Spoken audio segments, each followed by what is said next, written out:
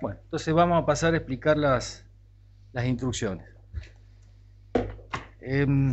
Cuando empezamos el juicio, incluso el día de la selección, hubo algunas instrucciones.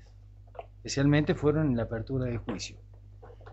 Ahí se les explicó en qué consistía esto. Mínimamente se les adelantó cuál era la tarea de cada uno de nosotros.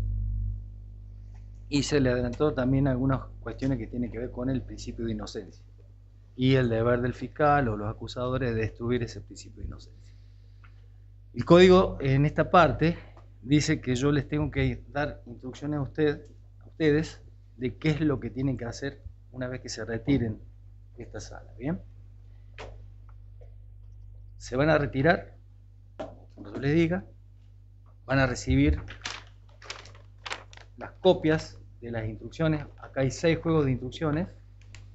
Hay una planilla que ustedes van a llenar cuando lleguen al veredicto y van a marcar dentro de las 3 opciones posibles, después les voy a explicar cuáles son, van a marcar a la que ustedes han decidido por unanimidad. Bien, acá están las instrucciones, acá va a estar la plantilla. Ustedes van a elegir a alguien que va a ser presidente. De los varones o de las mujeres, ustedes deciden quién va a ser presidente. Ese presidente, sea hombre o mujer, va a tener por tarea dirigir la deliberación respecto del hecho y las opciones posibles. Bien, ese presidente va a ser la voz que va a venir a la sala y va a dar a conocer el veredicto. Bien, la sesión esta donde ustedes van a discutir y van a deliberar es secreta, no va a haber nadie en la sala. La oficial de sala y no sé si está el otro oficial de sala lo van a acompañar, que es una parte de este edificio. No van a estar comunicados con nadie. Pueden llevar sus apuntes. Si ustedes quieren ingresar a la sala, luego de que decidan quién va a ser el presidente, pueden tener acceso, si lo piden, a una computadora, a la información y a las evidencias que se han producido en juicio. Si necesitan ver algo, lo piden. Cualquier duda que tengan respecto a estas instrucciones, lo van a comunicar con el presidente para que lo hagan saber con el oficial de sala y me acerque esa pregunta relacionada con alguna de las instrucciones que van a recibir. En caso de duda, siempre se dirigen con la oficial de sala. Cuando tengan que plantear alguna duda, no tienen que decir ni de quién de ustedes es esa duda, no tienen que tampoco decir nada que tenga que ver con la deliberación que ustedes tienen, no tienen que adelantar absolutamente nada de lo que ustedes están trabajando. Les repito, ustedes son, a partir de este momento, son jueces, ustedes van a decidir el caso, no deben recibir ningún tipo de presión de nadie, nadie les puede acercar nada, terceros, ningún tipo de presión, nada. No pueden acceder a ninguna red social y lógicamente a ningún tipo de medio, porque los medios han informado, este es un caso mediático. Y esto me permite también llevarlo a ustedes a otro punto que tiene que ver con esto de la decisión que van a tomar. Ustedes son, a partir de este momento, jueces de los hechos. ¿Bien? ¿Cómo se prueban los hechos? Las pruebas que están en el juicio. Solamente la prueba que se produjo en el juicio. Ninguno de ustedes puede comenzar la deliberación, por ejemplo, diciendo, a mí me comentaron algo o yo tengo esta otra cosa. Eso sería terrible. Yo se los expliqué en su momento. Solamente lo que se produjo acá en el juicio, nada más. Porque si ustedes incorporan otra información, yo les dije en su momento que sería injusto para el imputado o para los familiares de la víctima. ¿Por qué? Porque esa prueba o esa información no pudo ser controlada por nadie.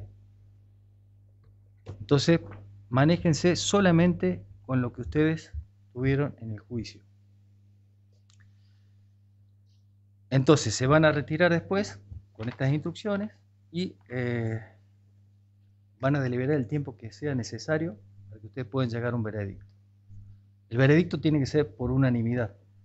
¿Bien? 12 de ustedes van a quedar en la sala, los otros 4 que son los suplentes, 2 por el grupo de mujeres, 2 por el grupo de varones, van a esperar hasta que finalice el juicio y se dé el veredicto. Los 12 que van a ingresar se tienen que poner de acuerdo, se tienen que escuchar unos a otros, tienen que discutir entre ustedes y tienen que llegar a una decisión unánime. ¿Bien? Sea como lo pidió el fiscal y el querellante, o sea como lo pidió el abogado de la defensa. Ustedes son los que van a decidir. Van a recibir también en estas instrucciones que les voy a pasar a leer, algunas se las voy a leer, van a recibir instrucciones al final de qué ley deben aplicar. La ley que ustedes van a aplicar es la ley que yo como juez evalué con las partes que corresponde a este caso. Para el caso que ustedes lleguen a un veredicto de culpabilidad. Entonces ahí se les va a indicar qué tipo de ley deben aplicar. Todo eso está marcado en la planilla de veredicto, en un formulario. Van a tener 3 opciones. La primera, lo declaran culpable por un delito. La segunda, si no se pusieron de acuerdo en la primera, pasan a la segunda. Si se ponen de acuerdo todos en esa segunda, será esa. Y si no, será la tercera, que es la de no culpabilidad. En todas, siempre recuerden, tienen que estar todos de acuerdo. O sea, ustedes van a irse y hasta que no terminen, no salen. Bien, tómense su tiempo. Si en algún momento surge alguna diferencia entre ustedes y ven que no avanzan, pero habiendo agotado todas las posibilidades de discusión, lo pueden hacer saber al oficial de sala, lo van a comunicar y yo ahí les daré otra instrucción para que ustedes puedan seguir avanzando en la deliberación. El otro tema que también tienen que tener en cuenta es el siguiente. Si llegan a 12 por unanimidad, como les estoy explicando, no se queden con eso solamente. Piénsenlo, debátanlo, tiene que ser un debate serio, profundo, deben analizar todas las pruebas para que ustedes puedan tomar una decisión justa. Así que bueno, ese es el panorama que más o menos tienen cuando se vayan de esta sala. Yo ahora voy a leer algunas de las instrucciones que me han pedido las partes.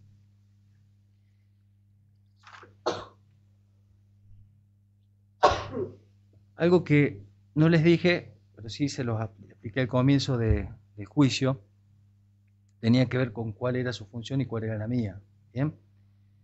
Ustedes habrán visto que durante el juicio yo he ido hablando, he ido dándole la razón a uno, la razón a otro. No tengan en cuenta eso a la hora de decidir. Yo no tengo preferencia por ninguna de las dos partes. Yo soy imparcial. Ustedes son imparciales, deben ser imparciales. La diferencia está en que yo solamente soy juez del derecho y dirijo la audiencia. Ustedes son jueces para decidir sobre el hecho que van a dar por probado o no respecto de la acusación que está en cabeza del señor Parra. Ustedes van a decidir la culpabilidad o no. Respecto al derecho que van a aplicar, va a ser el derecho que yo les diga, ¿sí? No hay otra posibilidad. Van a ver que en el formulario hay 2 posibilidades, solamente una van a llenar para el caso que ustedes lleguen a un veredicto de culpabilidad. No pueden llenar 2. ¿Bien?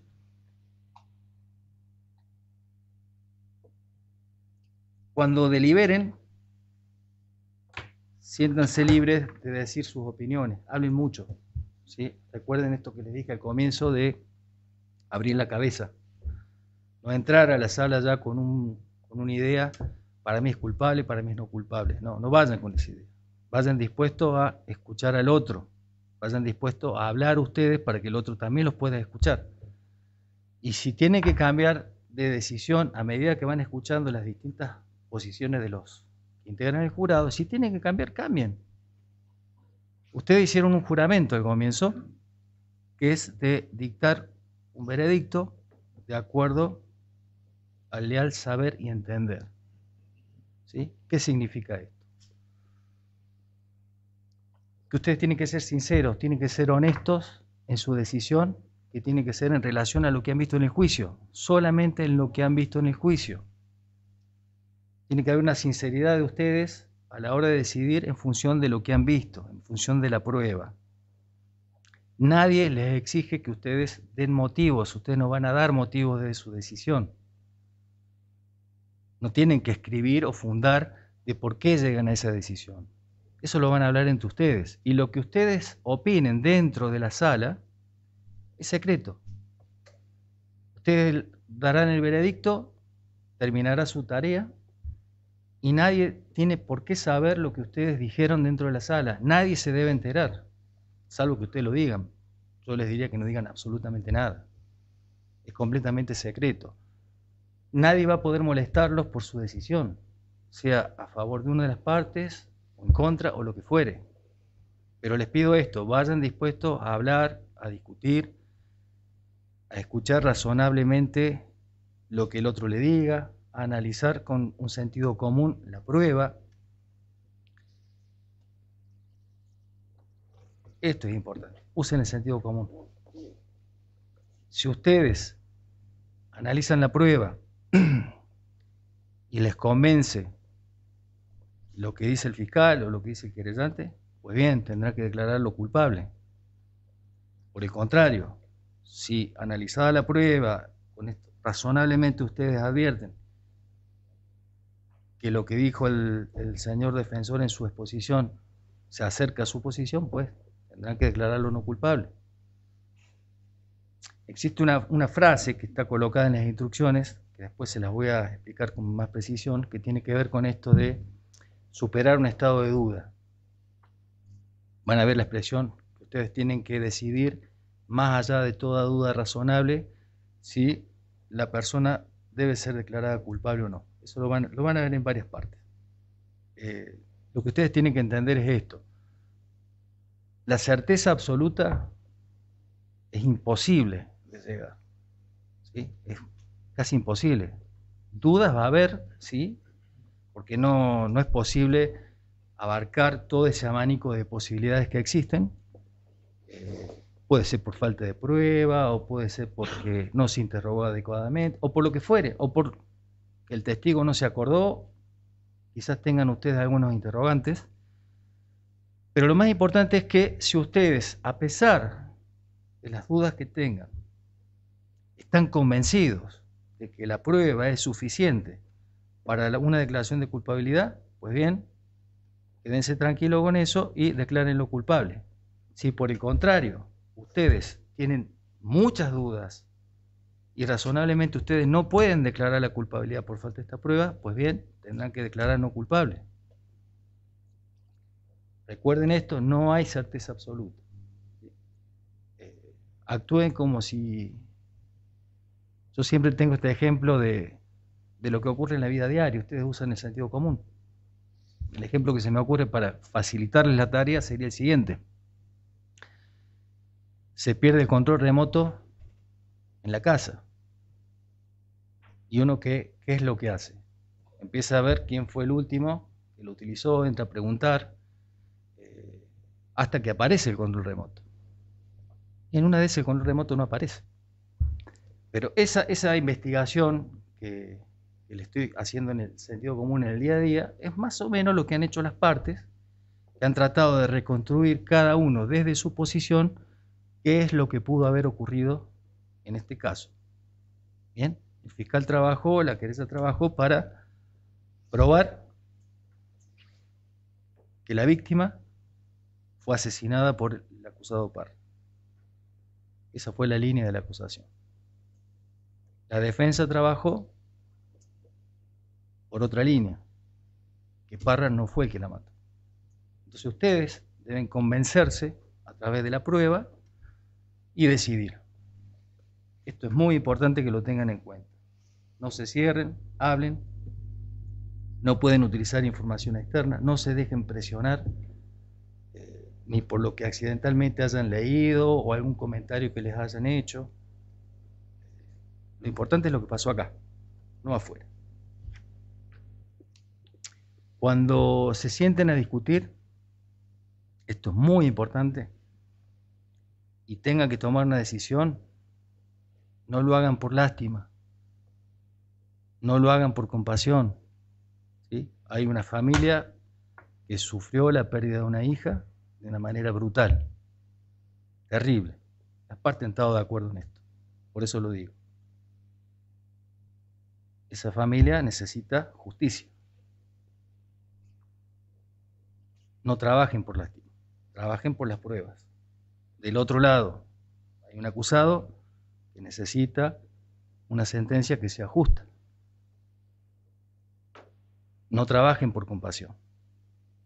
Lo que resulte del juicio, de acuerdo a lo que ustedes decidan, termina ahí, en lo que ustedes decidan. Si ustedes lo declaran culpable a Parra, seré yo el que tenga que decidir la pena en función de lo que las partes me pidan y de lo que yo considere justo. No va a ser responsabilidad de ustedes. Olvídense de eso. Ustedes cumplen su rol y su función con un veredicto que va a ser justo. Ahí termina su tarea.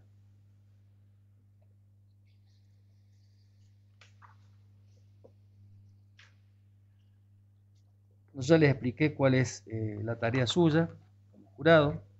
Acuérdense que son, si bien cada uno tiene su idea, lo importante es que ustedes lleguen a una decisión final. La decisión de cada uno de ustedes es tan importante como la del otro. No hay ninguno que sea mejor ni peor que el otro. Todas las expresiones, las opiniones de ustedes son importantes para hacer ese veredicto por unanimidad. No tengan en cuenta si uno anotó más cosas que otro. Hay algunos que son más prolijos, más minuciosos, tienen anotado todo, visto que algunos han tomado nota. Esas notas no son pruebas, son anotaciones. Traten de acordarse, y si hay algo que le haga falta, les repito, de que haya sucedido en el juicio, lo piden. ¿Bien? Si tienen alguna duda, se comunica con el oficial de sala y me lo hacen conocer, y yo en ese caso, si puedo respondérselo inmediatamente, lo hago, pero se lo tengo que hacer conocer a las partes.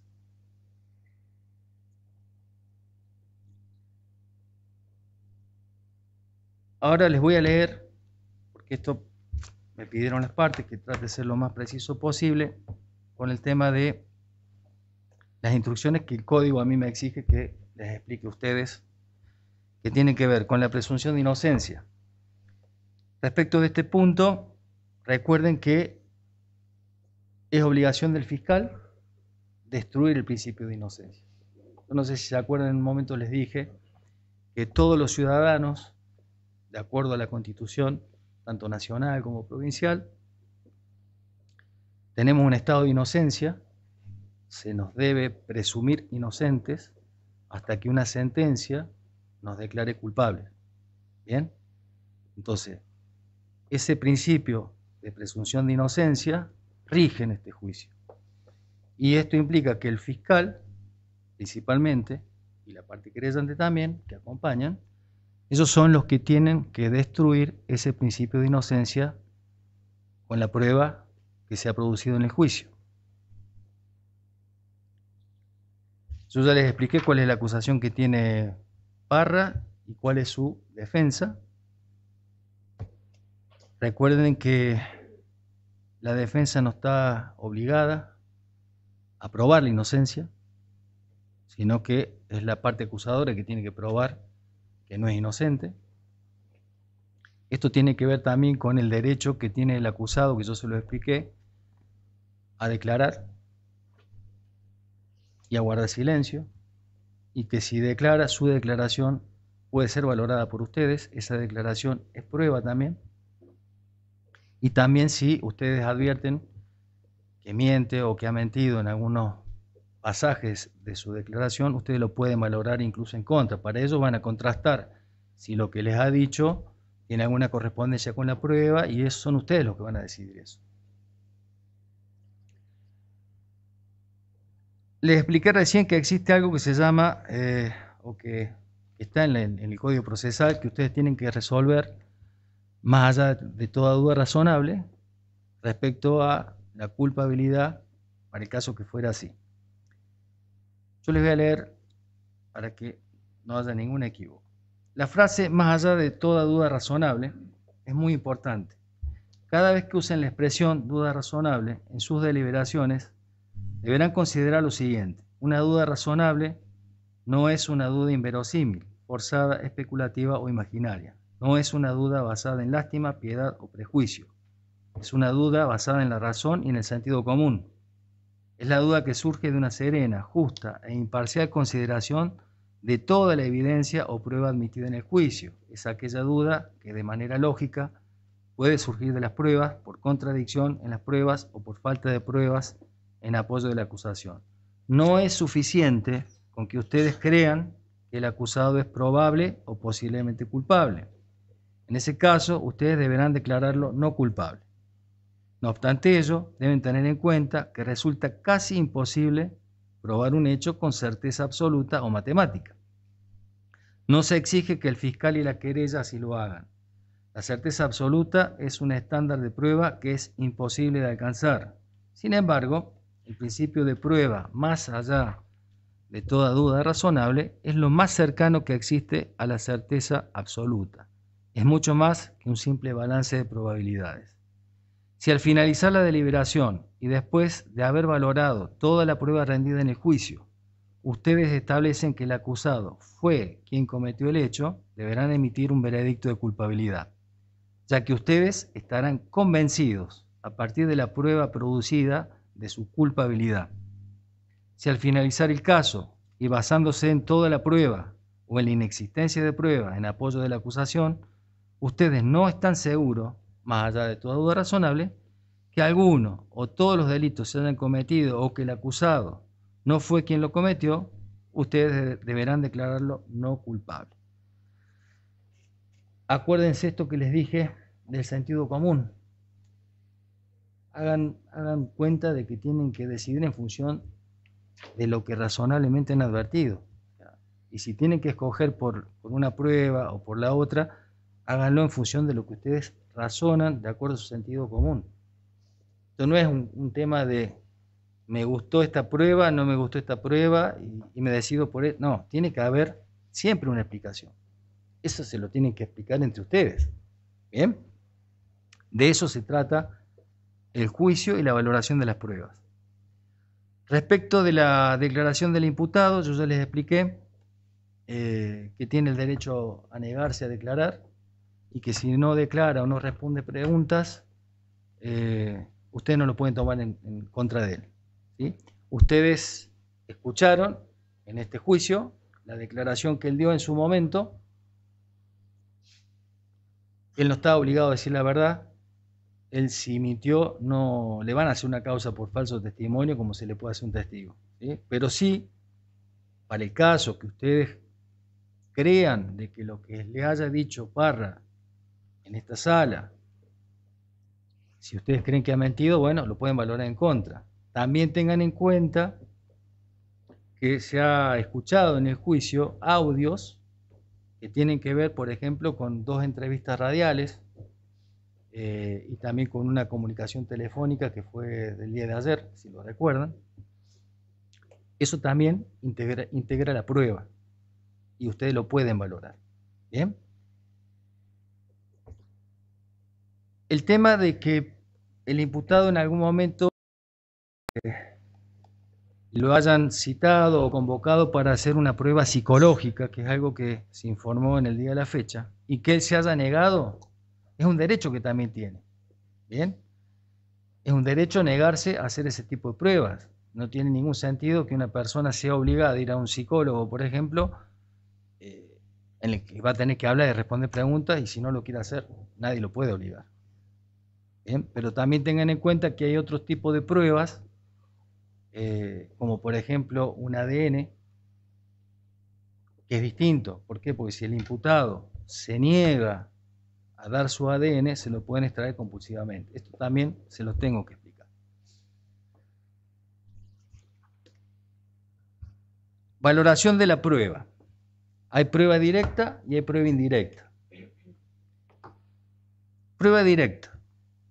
Deben considerar como prueba directa aquella que, de ser creída como verdadera, acredita el hecho o parte del mismo, de manera concluyente, sin necesidad de realizar inferencias o presunciones. Son las que, sin más, describen la existencia del hecho o indican la autoría del imputado. Prueba indirecta es una inferencia o una deducción de un hecho que surge lógica y razonablemente de otro hecho o grupo de hechos establecidos por evidencia creíble.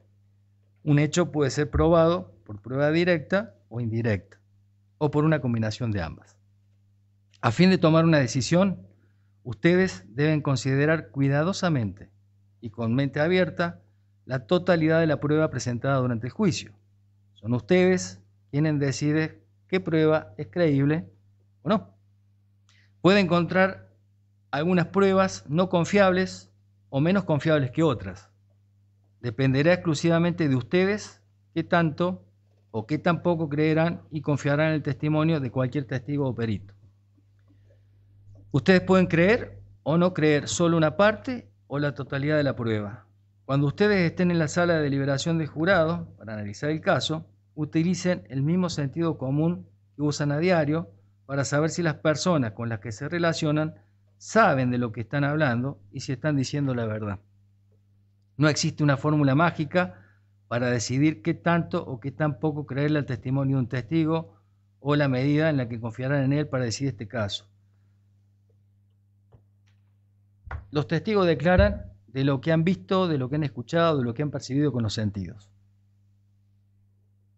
Ustedes tienen que valorar esto. Los testigos no opinan, ¿bien? Solamente hablan de, les repito, de lo que han percibido por sus sentidos. Ustedes tienen que analizar del testigo si tiene algún interés en el resultado de este juicio, si tiene alguna situación de enemistad, amistad, algún interés, algo que los lleve a querer favorecer a alguna de las partes, ¿sí? No necesariamente tiene que ver esto con la mentira o con la verdad, pero sí tiene que ver con la confianza que les va a dar ese testimonio. ¿Bien? Entonces ustedes utilicen esto que les acabo de leer, utilicen el sentido común y las pautas mínimas para saber si alguien le está metiendo un verso o no. Eso ustedes en el día a día lo saben. Entonces, ¿ustedes qué van a valorar? Si el testigo les cuenta que estuvo en tal lado, bueno, ustedes van a ver si eso que está diciendo se corrobora con lo que dijo otro testigo o no. De eso se trata. Ver qué educación tiene, qué edad tiene, y si tiene o no algún motivo para mentir, ocultar, agrandar o achicar las cosas. Son ustedes los que van a decidir esto. Y les repito lo que antes les leí, no hay fórmulas mágicas ni aparatitos que digan miente o no miente, no existe. Vean si es razonable lo que les ha dicho el testigo, si es consistente el testimonio, si ustedes lo pueden corroborar con alguna otra prueba o indicio. También puede haber errores de percepción, ténganlo en cuenta, ¿sí? Recuerden lo que han ido contando los distintos testigos en este juicio. Hay algunos que se acuerdan más, se acuerdan menos. No se apuren a sacar conclusiones basadas solamente en cómo declaró el testigo. O sea, si tienen el prejuicio de que el testigo mintió o es sincero, no sirve. Analicen ese testimonio en función del resto de las pruebas. ¿Bien? Ustedes tienen que hacer un análisis de toda la prueba que pasó en este juicio y se produjo en este juicio.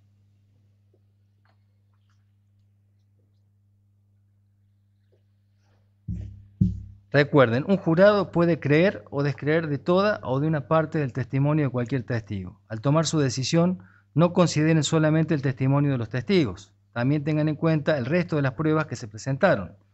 decidan qué tanto o qué tan poco confiarán en ellas, tanto como en los testimonios o cualquier admisión para ayudarlos a decidir este caso. El tema de la cantidad de testigos. No porque hayan declarado 50 testigos a favor de una parte, quiere decir que tenga razón esa parte. O porque sean menos testigos, no tenga importancia. No, la importancia se la van a dar ustedes. La multiplicidad de testigos puede responder a muchas situaciones que tienen que ver con la estrategia de cada una de las partes, ¿sí? Porque muchas veces es necesario que un testigo hable de algo, otro que va a corroborar parte de ese algo y así hasta poder reconstruir lo que pudo haber ocurrido. Algo que es muy importante para ustedes, ya se los he dicho, es el tema de qué es prueba y qué no es prueba. En primer lugar, la acusación que ustedes escucharon al comienzo del juicio, cuando describía qué era lo que había hecho Parra, eso no es prueba, ¿sí? La acusación es simplemente un requisito para poder estar en este juicio, nada más que eso. Es sobre lo cual se discute y se hace la prueba, pero no es prueba la acusación. No es prueba lo que yo le estoy diciendo en este momento. No es prueba lo que pudo haber dicho en algún momento al decidir alguna incidencia, alguna objeción, eso no es prueba. Tampoco es prueba lo que dijo el fiscal en su exposición, ni al comienzo ni al final. Tampoco es prueba lo que dijo el defensor. Es prueba lo que dicen los testigos, lo que dicen los peritos, lo que dijo el imputado. Las imágenes que vimos en el juicio, los documentos que mostraron en el juicio, las películas que vimos en el juicio, los audios, las conversaciones, todo eso es prueba. Eso les va a permitir a ustedes arribar a un veredicto en un sentido o en el otro. Respecto de las notas que ustedes pudieron haber tomado, ya les expliqué hace un rato, tampoco es prueba. Durante el juicio, voy a hablar de la prueba pericial. Durante el juicio han escuchado el testimonio de peritos expertos. Los peritos son iguales a cualquier testigo, con una excepción. La ley le permite al perito experto dar su opinión. ¿Se acuerdan la diferencia con el testigo? Con el perito sí opina. Una persona está apta para testificar como perito si tiene conocimientos especiales, destrezas, experiencia o entrenamiento o instrucción suficiente para calificar como un experto en la materia a la cual se refiere su testimonio. Los peritos pueden dar sus opiniones sobre las cuestiones en controversia en un juicio con el propósito de ayudarles a ustedes a decidir tales cuestiones. Ustedes deberán considerar también las cualidades y evaluar la credibilidad del perito. Ustedes son los únicos jueces de la credibilidad de cada testigo, incluidos los peritos, y del peso que debe dársele al testimonio de cada uno. Al valorar el testimonio del perito, tengan en cuenta lo siguiente: el entrenamiento de ese perito, la experiencia, títulos o la falta, sea de experiencia o de títulos, las razones si es que fueron dadas para cada opinión, si la opinión es apoyada por hechos que ustedes se encuentran en la prueba, si la opinión es razonable, si es consistente con el resto de la prueba creíble del caso. Ustedes pueden descartar tal opinión si llegan a la conclusión de que esa opinión del perito no es razonable ni los convence. No se les exige a ustedes que acepten la opinión de un experto y se queden solamente con eso. ¿Bien? Comparen lo que el perito dijo con la prueba y ustedes sacarán sus conclusiones. Ustedes pueden creer todo o una parte de lo que ese perito les haya dicho en el juicio. Prueba material. ¿Qué es prueba material? Bueno, habrán visto que el defensor, el fiscal, la parte querellante también trabajaron sobre prueba material. Hay secuestros, algunos han sido expuestos en fotografías, mostraron zapatillas, todo eso es prueba material. Ustedes pueden también basarse en estas pruebas, como con cualquier otra prueba, en mayor o menor medida en que la consideren procedente para decidir el caso. Las pruebas materiales entran con ustedes a la sala de jurado si ustedes la piden. Si ustedes quieren tener la prueba a su alcance, la pueden solicitar. Hay algunos documentos que se han exhibido. hay audios, hay textos que se han reproducido. Bueno, todo eso conforma la prueba material que se ha introducido en el juicio. Si ustedes necesitan de esa prueba, la pueden solicitar.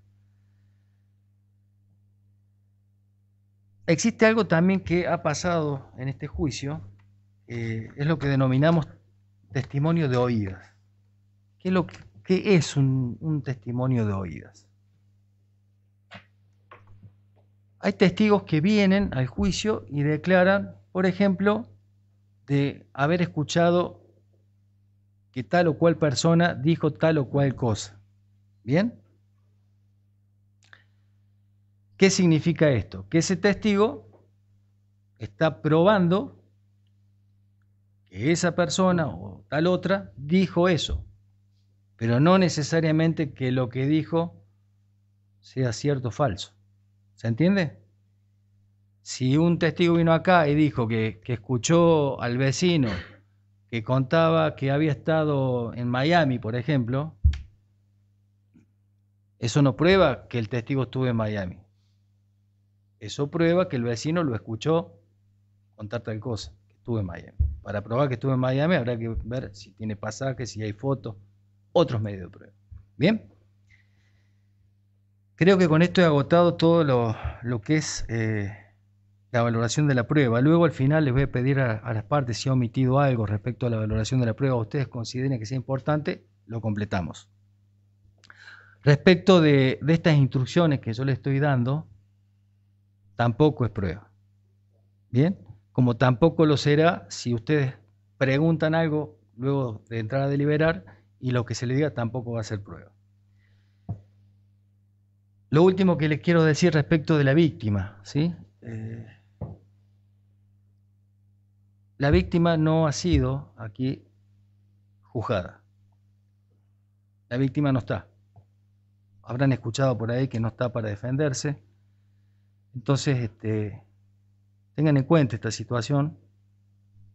Nosotros acá estamos para juzgar si lo que hizo Parra es lo que dice el fiscal o no. No estamos para, especialmente ustedes que son los que van a fijar los hechos, no están para analizar si la víctima tenía ciertas actitudes o no. Ustedes, esto se los quiero remarcar porque tiene que ver también con tener una perspectiva de género a la hora de resolver. Esto es muy importante que lo tengan en consideración.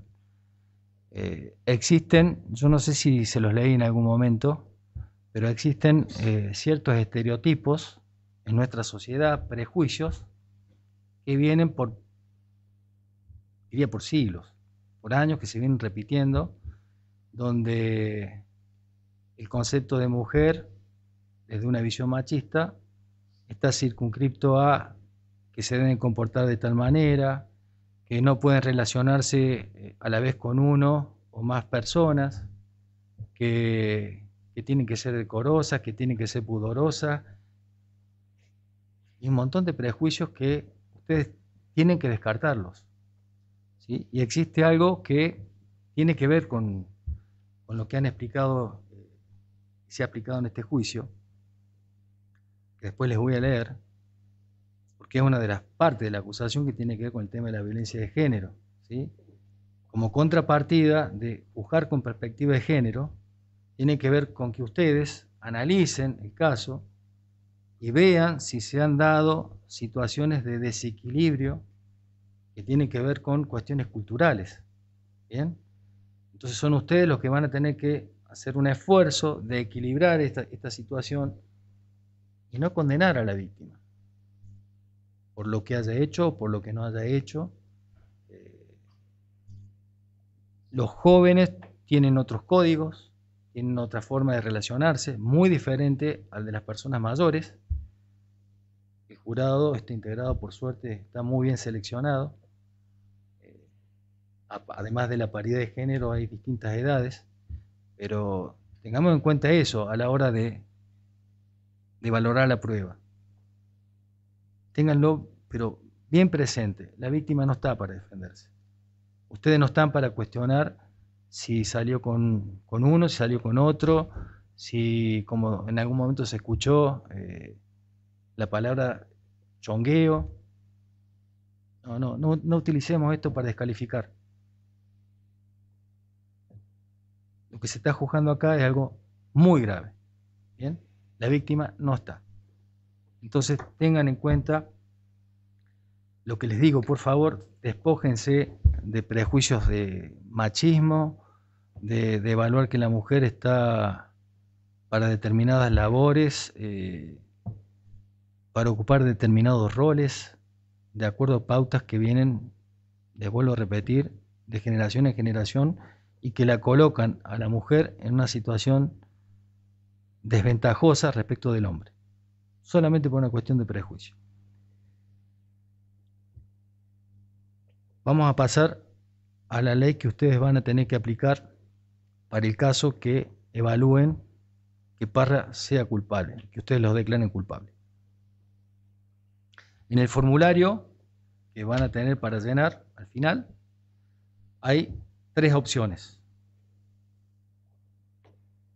Van a decidir por una sola, y tiene que ser por unanimidad. Es decir, los 12 miembros del jurado tienen que votar lo mismo. ¿Cuál es la ley aplicable al caso? Según la hipótesis que ustedes tengan por probada. Habrán visto al comienzo del juicio que estamos investigando o están investigando las partes y han tratado de descubrir qué pasó con Agustina. A Agustina la mataron. Bien. En el Código Penal argentino existe un delito que es el de homicidio simple. Este delito está en el artículo 79 del Código Penal. ¿Qué es un homicidio simple? Un homicidio simple es un homicidio en el cual una persona mata a otra persona y la mata porque la quiere matar.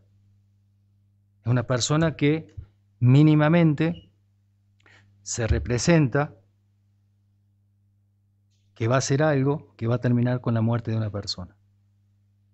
Se representa lo que va a hacer para matar y lleva a cabo la acción y mata. Eso es lo que los abogados, los que estudiamos un poco esto, hablamos de un homicidio doloso, como si fuera un homicidio intencional. Pero no se queden solamente con esto de la intención. O sea, es todo un poco complejo, pero lo importante es que el que mata, mata sabiendo que mata y mata porque quiere matar.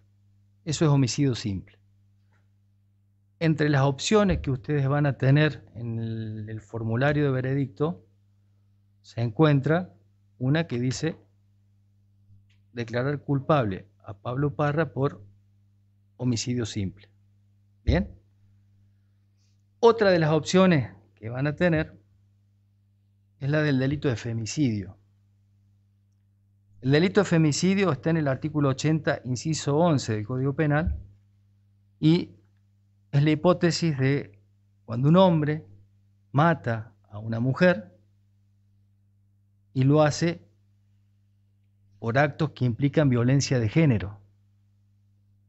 O sea, mata porque quiere hacerlo y además, en su acción de matar, lo hace desplegando acciones que la ley considera que son propias de hechos de violencia de género. O sea, cuando se da la acción de matar de un hombre a una mujer y media, en esta acción les repito, violencia de género, el delito es un homicidio calificado por femicidio. Esa es otra de las opciones que ustedes van a tener en el formulario de veredicto. La violencia de género está definida por la ley. Así que es más fácil que yo les lea lo que dice la ley para que ustedes entiendan. Y está definida por la ley 26.485 en el artículo 4, que dice: se entiende por violencia contra las mujeres toda conducta por acción u omisión basada en razones de género que, de manera directa o indirecta, tanto en el ámbito público como en el privado, basada en una relación desigual de poder, afecte su vida, libertad, dignidad, integridad física, psicológica, sexual, económica o patrimonial, participación política, como así también su seguridad personal, Quedan comprendidas las perpetradas desde el Estado o por sus agentes. Se considera violencia indirecta a los efectos de la presente ley toda conducta, acción, omisión, disposición, criterio o práctica discriminatoria que ponga a la mujer en desventaja con respecto al varón. Tipos de violencia de género. Quedan especialmente comprendidos en la definición del artículo los siguientes tipos de violencia contra la mujer. 1. Física. Es la que se emplea contra el cuerpo de la mujer produciendo dolor, daño o riesgo de producirlo y cualquier otra forma de maltrato, agresión que afecte su integridad física. Violencia psicológica, la que causa daño emocional y disminución de la autoestima o perjudica y perturba el pleno desarrollo personal o que busca degradar o controlar sus acciones, comportamientos, creencias y decisiones mediante amenaza, acoso, hostigamiento, restricción, humillación, deshonra, descrédito, manipulación, aislamiento. Incluye también la culpabilización, vigilancia constante, exigencia de obediencia, sumisión, coerción verbal, persecución, insulto, indiferencia, abandono, celos excesivos, chantaje, ridiculización, explotación y limitación del derecho de circulación o cualquier otro medio que cause perjuicio a su salud psicológica y a la autodeterminación. Violencia sexual. Cualquier acción que implique la vulneración en todas sus formas, con o sin acceso genital, del derecho de la mujer de decidir voluntariamente acerca de su vida sexual o reproductiva a través de amenazas, coerción, uso de la fuerza o intimidación, incluyendo la violación dentro del matrimonio o de otras relaciones vinculares o de parentesco, exista o no convivencia, así como la prostitución forzada, explotación, esclavitud, acoso, abuso sexual y trata de mujeres. Violencia económica y patrimonial, la que se dirige a ocasionar un menoscabo en los recursos económicos o patrimoniales de la mujer a través de perturbación de la posesión, tenencia o propiedad de sus bienes, la pérdida, sustracción, destrucción, retención o distracción indebida de objetos, instrumentos de trabajo, documentos personales, bienes, valores y derechos patrimoniales. C. La limitación de los recursos económicos destinados a satisfacer sus necesidades o privación de los medios indispensables para vivir una vida digna. D. La limitación o control de sus ingresos, así como la percepción de un salario menor por igual tarea en un mismo lugar de trabajo. Violencia simbólica es la que a través de patrones estereotipados, mensajes, valores, íconos o signos transmite y reproduzca dominación, desigualdad y discriminación en las relaciones sociales, naturalizando la subordinación de la mujer en la sociedad. Y sexto, violencia política, la que se dirige a menoscabar, anular, impedir, obstaculizar o restringir la participación política de la mujer, vulnerando el derecho a una vida política libre de violencia y o el derecho a participar en los asuntos públicos y políticos en condiciones de igualdad con los varones. Simplemente les he leído lo que dice la ley sobre lo que es la violencia de género. Si ustedes ven que Parra debe ser condenado o declarado culpable, analicen si es un homicidio simple, por el solo hecho de haber matado, o si fue él el que la mató a Agustina, lo fue con algunos de estos medios de violencia de género que está en la ley. Por el contrario, si ustedes no pueden superar ese estado de duda del cual les hablé, y esa duda no la pueden superar, entonces deben declararlo no culpable. Sea una u otra la solución a la que ustedes lleguen, recuerden que es por unanimidad. Bien, si hay alguna instrucción que no hayan entendido o quieren que se les aclare, me lo hacen saber con la oficial de sala. Entonces, ustedes se van a retirar a otra sala. Acá están las instrucciones. Está el formulario de veredicto. Cuando ustedes tengan la decisión, marcan la que corresponde, la va a marcar el presidente o la presidente del jurado, lo va a informar a la gente de sala o a la gente Jaime, nos van a avisar que tienen un veredicto, los vamos a convocar a la sala y el presidente o la presidente va a leer ese veredicto a todos. ¿Bien? ¿Hay alguna instrucción más que me faltó o quieran que...? No. Estamos completos. Bueno, entonces el jurado pasa a deliberar en sesión secreta.